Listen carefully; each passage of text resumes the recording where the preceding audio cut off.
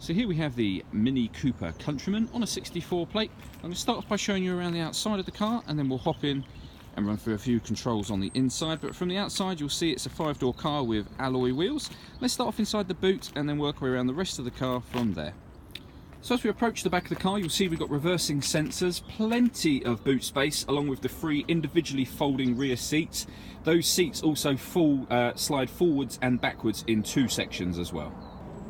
Okay, so we're just going to work our way back round to the front of the car, and then I'll hop in and run through some controls on the inside. Now that we've done a full circle of the car, you can see it's in lovely condition the whole way round. Just briefly before I climb in, I think it's well worth seeing the interior from this exterior point of view. The seats are as good as new, and there's plenty to run through on the dashboard, so let's hop in and we'll do that now. Okay, so now that we're inside the car, we're going to start off with the dials. The rev counter is right in the middle of the steering wheel, as you can see here, and in the centre of that is a digital readout for the speedometer. The total miles on this car are 19,834. You can have information displayed directly above that by way of fuel economy info, temperature, what have you.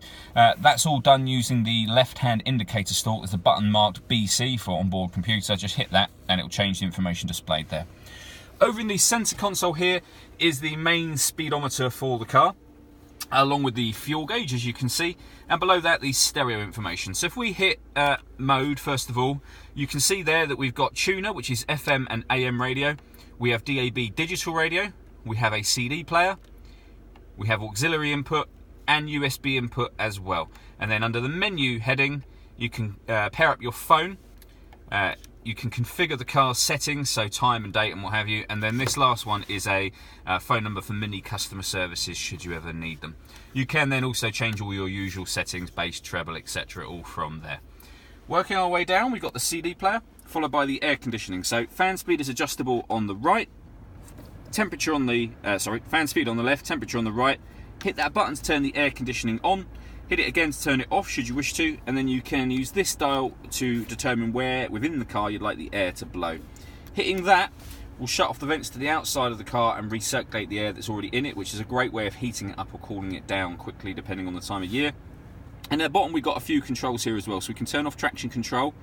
We'll come back to this one in a minute. We've got deadlock, so we can lock the car doors from the outside, and then front and rear fog lights. This one is just stop and start, so this car's designed to cut out in traffic to save you fuel. If you'd rather turn that system off, then hit that button, that light will come on and that system is now turned off. You then have a 6-speed manual gearbox, and beneath that, the USB and auxiliary input that I mentioned previously.